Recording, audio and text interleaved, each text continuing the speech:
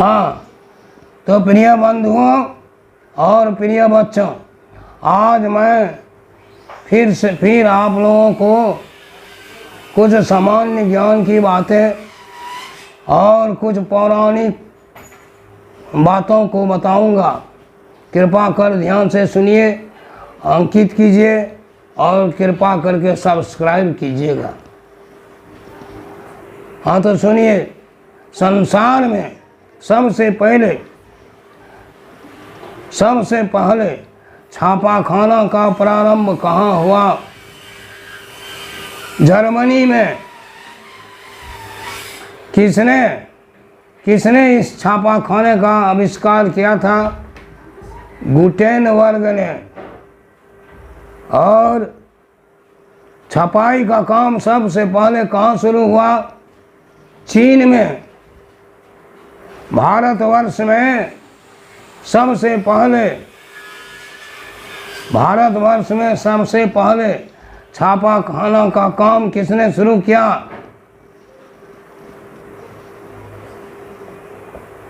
पुर्तगालियों ने। और कुछ पौराणिक कथाएं भी सुनिए।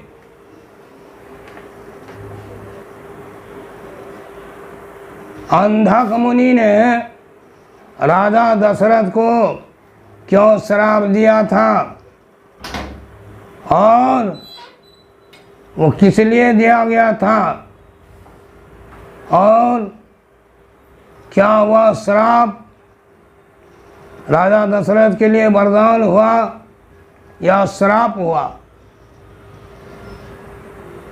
अंधक मुनि के पुत्र को राजा दशरथ ने आखेट के क्रम में भूल से राजा दशरथ ने अंधक मुनि के पुत्र श्रवण कुमार का मृग समझकर वध कर दिया।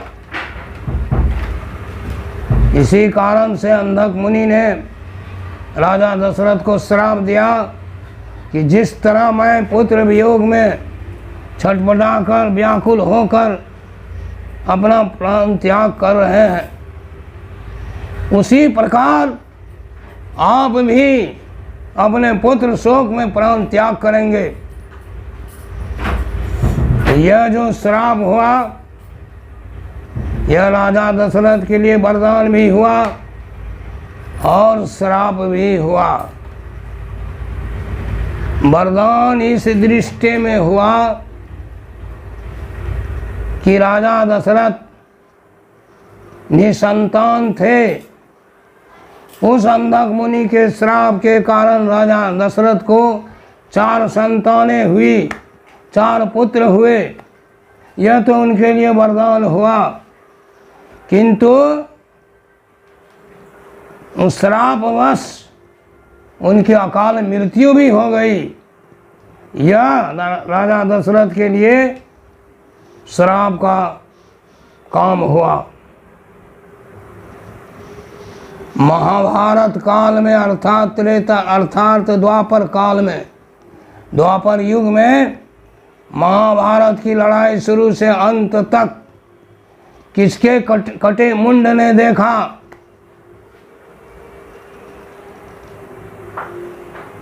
तो महाभारत के युद्ध को शुरू से अंत तक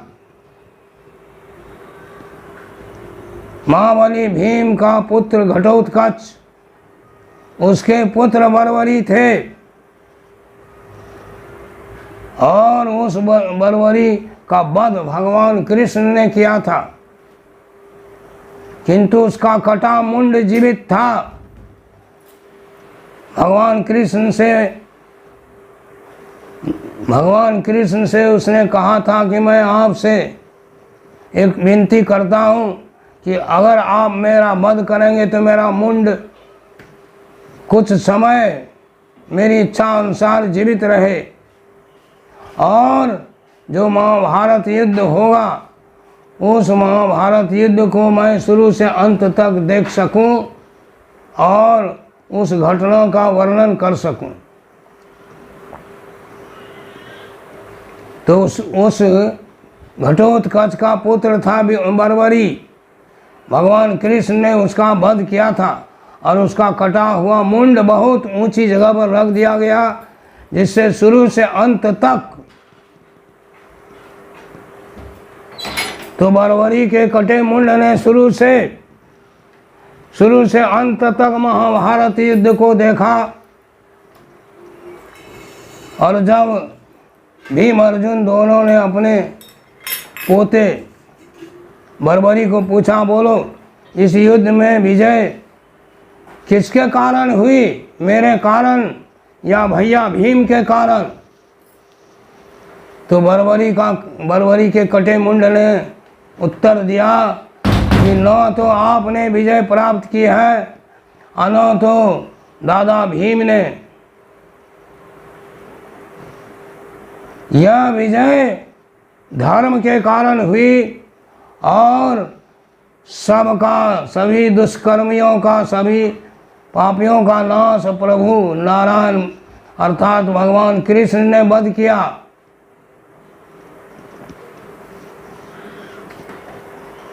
राजा नल किसके द्वारा पीड़ित थे, उनकी शादी किससे हुई थी और उनके द्वारा पकाई हुई मछली पानी में कैसे भाग गई थी? एक राजकुमारी दमयंती बहुत खूबसूरत थी, अत्यंत खूबसूरत विश्व सुंदरी थी और राजा नल भी ठीक उसी समान अत्यंत खूबसूरत थे। एक बार दोनों का साक्षात्कार हुआ आखेट करने के क्रम में। उसी समय दमयंती ने राजा नल को अपना पति मान ली। उसी समय दमयंती राजा नल को अपने पति के रूप में मान ली। जब स्वयंवर रचा गया तो दमयंती इतनी खूबसूरत थी कि उस स्वयंवर में भाग लेने के लिए देवतागण भी पहुंच गए और सभी जानते थे कि दमयंती राजा नल को चाहती है, इसलिए सब देवताओं ने राजा नल का रूप धारण कर लिया। तो जब स्वयंवर शुरू हुआ तो दमयंती वरमाला लेकर घूमने लगी उस राजसभा में और जब देखा नल रूप में देवताओं को तो उसने हाथ जोड़कर प्रार्थना की कि मेरे देवगण, मेरे पूज्य देवगण, आप लोगों को मैं प्रणाम करता हूँ और कृपा अपने रूप में आ जाइए, क्योंकि मैंने राजा नल को पति के रूप में स्वीकार कर लिया है। यदि यह मैं नहीं करूं और आप लोग बाधित करेंगे तो मुझे भी अधर्म होगा और आप लोग को भी अधर्म होगा। दमयंती की बात सुनकर सभी देवगण तो अपने रूप में आ गए और तब राजा नल के गले में दमयंती ने वरमाला पहना दी। शादी कर राजा नल जब जा रहे थे दमयंती के साथ अपने राज्य को, उसी समय कलयुग महाराज बहुत तेजी से स्वयंवर में भाग लेने के लिए आ रहे थे। देखा राजा नल के साथ दमयंती को और दमयंती को पूछा कि तुम राजा नल के साथ क्यों है? तुम्हारे स्वयंवर में भाग लेने के लिए मैं जा रहा हूँ। तो दमयंती ने कहा कि देखिए, कृपया आप लौट जाइए, क्योंकि मेरी शादी राजा नल से हो चुकी। मैंने पहले ही राजा नल को अपना पति मान लिया था, इसीलिए मेरी शादी इनके साथ हुई है। इस पर कलयुग देवता अत्यंत क्रोधित हुए और कहा, सुनो दमयंती और नल, तुम दोनों का जीवन मैं तबाह कर दूंगा, तुम दोनों का जीवन मैं तबाह कर दूंगा। उसी समय राजा नल के शरीर में कलयुग ने प्रवेश किया और कलयुग किसी के दिमाग को धर्म मार्ग पर नहीं चलने देता है। वह धर्म मार्ग पर चलने वाले का धर्म मार्ग पर चलने वाले को बाधित करता है। जब राजा नल अपने राज्य में पहुँचे तो उसने अपने भाई के साथ द्यूत क्रीड़ा आरंभ कर दिया और द्यूत क्रीड़ा में अपने सभी धन को, अपने पूरे राज्य को दाव में हार गया। तो राजा नल और दमयंती दोनों राज्य छोड़कर जाने लगे। जंगल मार्ग होकर रास्ता था, भीषण गर्मी पड़ रही थी। उस ग्रीष्म काल में दोनों भूख प्यास से आर्त हो गए, पीड़ित हो गए। कुछ मछुए लोग मछलियां मार रहे थे।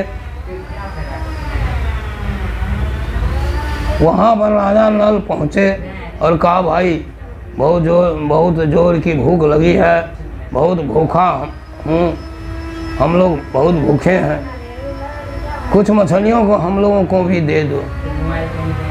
कृपा कर, दया के वशीभूत होकर मछुओं ने उन्हें कुछ मछलियाँ दी।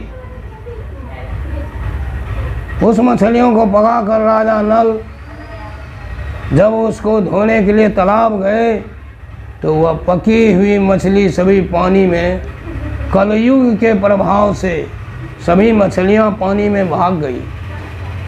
यही कारण से मछलियां, पकी हुई मछलियां भागी। बस आज मैं यही इतना कथा कहकर अपने कथन को समाप्त करता हूँ और फिर दूसरे रोज बताऊँगा। प्रिय बंधुओं और बच्चों, आज भी मैं आप लोगों को कुछ सामान्य ज्ञान की बातें और कुछ पौराणिक बातों को बताऊंगा। कृपया ध्यान से सुनिए, अंकित कीजिए और उसको सब्सक्राइब करने की कृपा करेंगे। संसार में सबसे पहले छपाई का कारखाना कहाँ खुला था?